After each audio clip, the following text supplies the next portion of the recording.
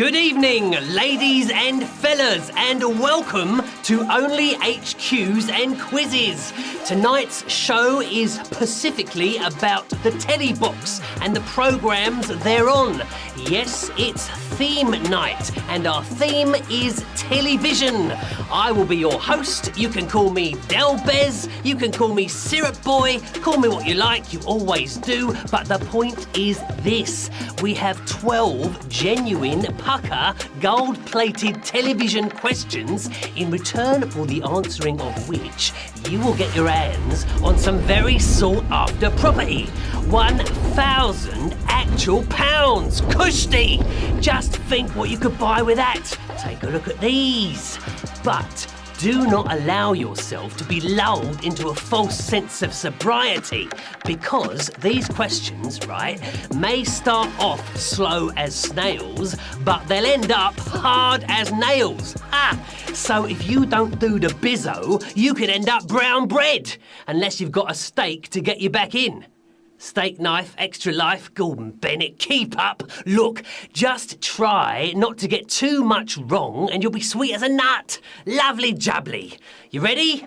Eyes down for a full house and we're off and running. Now, I got to go and see Trigger and Rodney about a certain something, so I better get Bezza back to hold the fort. Thank you very much. I guess we'll perhaps see you later. Let's go to Q1. In the 90s sitcom, Will Smith played the what of Bel-Air? Fresh Prince, Decayed Duke, Rotten King. Apparently, Will Smith was in two minds about taking on this role, but he had a $2.8 million tax bill, and so he said yes. 148 episodes later, he's happy. Now, Will looked at his kingdom. He was finally there to sit on his throne as the Fresh Prince of Bel-Air. Of course it was the Fresh Prince. 75,426 of you getting that right. Royal work. So, we're doing something new and groovy on Sunday night, and it's called The 100. It's our big game with a £5,000 prize, but we're going to keep asking questions till only 100 players or fewer are left in the game. Then we'll stop. That means that everyone who wins will get at least 50 quid. Join us for that. Q2. What catchphrase does Alan Sugar use when eliminating contestants on The Apprentice?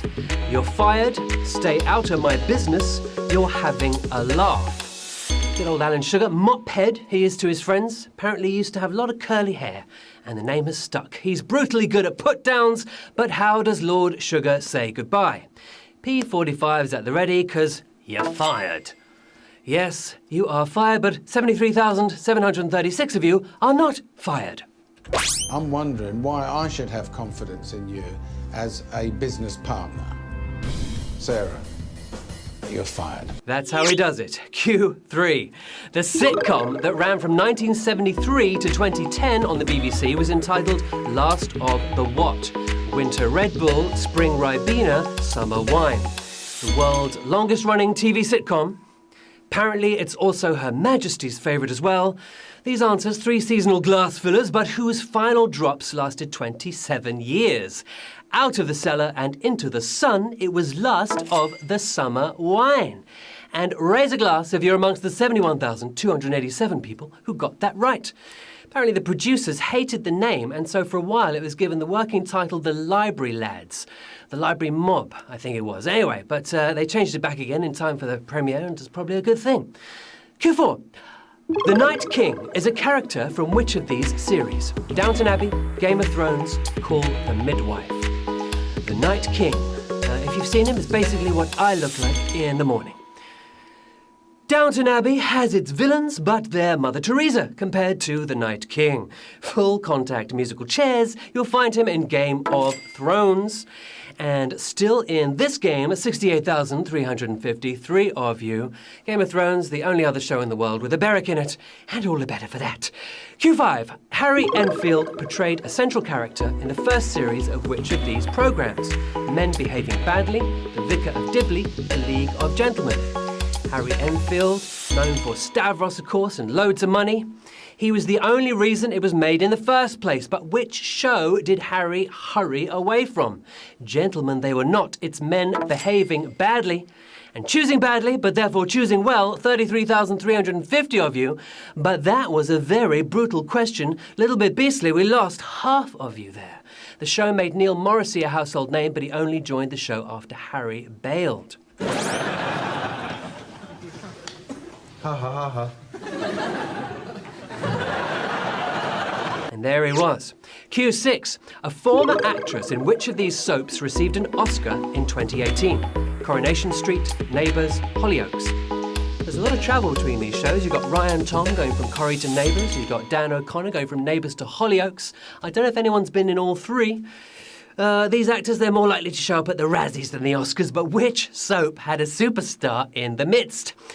The Chester-based Cringeathon, it was Hollyoaks. Yes, Hollyoaks, the right answer. 13,872. But the first savage question.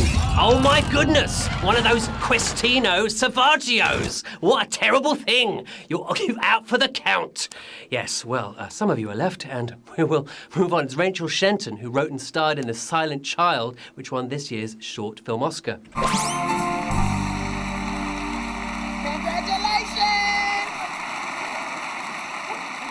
There she is, picking it up. So also on Sunday at 2 p.m, we're going to have HQ Sports for you with Tyler presenting. Sports fans, tune in for that. It'll be great. Just time for a quick hello to lovely Emma, to Carl from Derby, to Ethan and Joe, and to Anne and her daughter Nikki. Good luck to all of you. Q7. Martin Scorsese directed the pilot episode of which of these series? Narcos, Boardwalk Empire, The Sopranos. Martin Scorsese used to have a fear of 11, the number 11. He wouldn't travel on the 11th day of the month. He wouldn't stay on the 11th floor of a hotel. That's why we put him at Q7. Anyway, he directed Taxi Driver, Goodfellas, and Michael Jackson's Bad Video. But which of these shows got Scorsese'd? Great Yarmouth's gritty reboot. It was Boardwalk Empire. Yes, set in Atlantic City, home of the Miss America pageant. 8,986 of you got that right. Another one that was a little bit beastly there, lost nearly half. Martin had a budget of $18 million, which flew by at just over $4,000 a second. Wow. Q8. Which politician was asked the same question 12 times by Jeremy Paxman on Newsnight? Gordon Brown, Michael Howard, Peter Mandelson. Love a bit of Jeremy Paxman. He's my second favourite Leeds United supporter, after Mel B, of course. These three would all wriggle out of a black hole, but who managed to evade a Paxman dozen? The Tories' Twister champion, it was Michael Howard. How odd. Quite odd, but quite correct. 5,003 of you got that right. Howard was asked if he threatened to overrule the head of the prison service, a question he still hasn't answered properly. Q9. Let's be careful out there was a catchphrase associated with which US police drama? The Wire, NYPD Blue, Hill Street Blues. Love a bit of a crime show and a cop show. If you channel hop the right time of day, you can just watch crime and cop shows for like 8 hours straight. So, with the health and safety approved catchphrase on top of the crime but sad about the climb, it's from Hill Street Blues. And getting the blues, but not getting the blues, 4,376 of you. Well done. Plus, quite a few of you, 130-odd using 150-odd using extra lives to get back in. Sergeant Esterhouses began each episode with a roll call, followed by his signature, "Let's be careful out there." The catchphrase was even made into a song, which I will put a link to on my Twitter for the super nerds out there after the show. Q10. A team representing which university was the first to score 0 points on University Challenge? Exeter, Oxford, Reading. So we return to a show that had Jeremy Paxman involved. Of course, it was originally hosted for the first 25 years of its life by Bamber Gascoigne. Show's been running since the 60s, but who became its first nil pointers last Christmas? Spelling their own name wrong, it was Reading. Who said Reading was pointless? Well, these guys did. 1,303 of you got that right, but another savage question. Oh yes, another one of those Questiano sausages. Oh my goodness, gone for a Burton, almost 3,000 of you. Okay, well, it was a tough fought final, but Oxford secured a narrow victory of 240 points to nil. Q11. Which of these programmes did not feature on Channel 4's opening day schedule? The Body Show, Time Team, Brookside.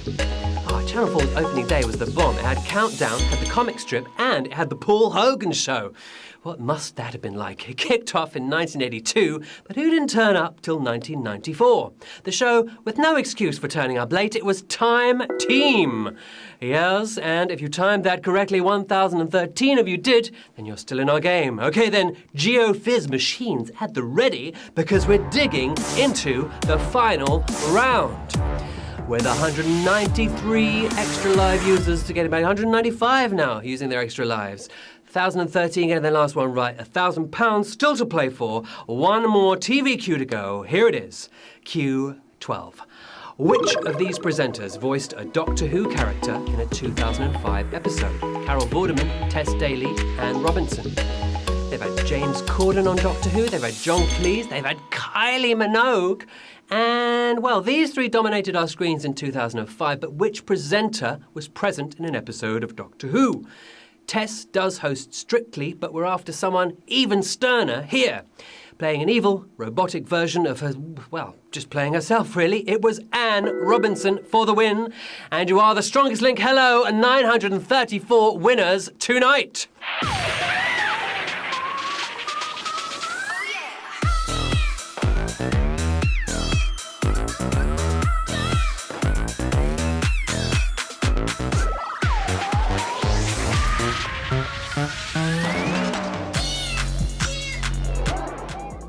934 winners. Amazing. I should have known that TV was your forte, HQTs. You were amazing. I don't know if Delbez there gave you a little help or what. You were just channeling your TV knowledge, or was it those clues we gave out on Twitter? But anyway, well done. £1 and 7p going to Joshi Kiki. Sort of one of those husky dogs, or is it one of those vibrant? Anyway, one of those nice-looking doggies that looks like to be at home in the mountains. Juicy Nugget. He's not a McNugget. He's just a nugget. Stevie W. There's a lot of animals involved. And what did you make of it? Well, I thought it was fantastic. Viva HQ Street. Say magnifique. And you lot were the real McCoy. Well done. Thank you for joining me. I've been Del Bez, Beric Livingston, Beza to my friends. Find me on the Cat or on the Tin. Cat litter, Twitter, tin of spam, Instagram. Come on, leave it out. Sunday will be amazing. Sports at 2, the 100 at 9. But before that, we're back tomorrow, 9 p.m. for our Memes of the Week show and more Do-Re-Mi to be won. Till then, try, like me, to play everything nice and cool. Nice and cool, you know what I mean?